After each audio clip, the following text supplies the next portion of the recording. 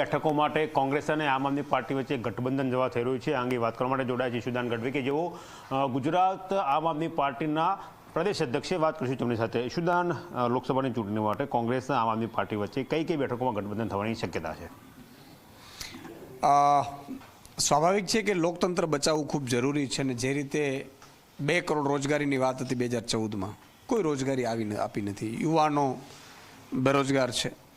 ખેડૂતો MSP 2014ના અને 19ના ભાજપના મેનિફેસ્ટોમાં લખેલું છે કે સ્વામિનાથન કમિટીને જે આપવામાં આવશે C+2 MSP 50% નહીં આપી, ખેડૂતોને આંદોલન પણ કરવા નથી દેતા। લોકશાહીમાં તમે જુઓ કે મુખ્યમંત્રીઓની ઈડી દ્વારા ધમકીઓ આપવામાં આવે ને સરકારો પાડી દેવામાં, એટલે લોકશાહી ખતરામાં છે અને એટલા માટે પાર્ટીથી વધારે દેશ છે અમારા માટે ઇમ્પોર્ટન્ટ। ને એના અનુસંધાને ઇન્ડિયા ગઠબંધન સાથે આમ આદમી પાર્ટી જોડાઈ હતી અને એના ભાગરૂપે મેં પહેલાં પણ કહ્યું હતું કે ઇન્ડિયા ગઠબંધન સેન્ટ્રલી લાગુ થવાનું છે અને એમાં ગુજરાત પણ આવી જવાનું છે।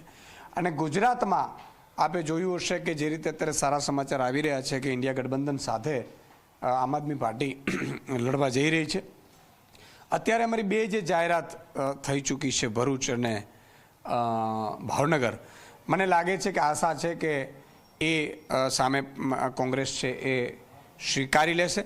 સાથે સાથે અમે બીજી પણ એક તારણો સાથે, એક વિગતો સાથે, ડિટેલ કેન્ડિડેટ સંભવિતો સાથે પણ અમે માનનીય અરવિંદજીને, માનનીય સંદીપ પાઠકજીને આખી લિસ્ટ સોંપેલી હતી। કઈ કઈ બેઠકો છે એમાં?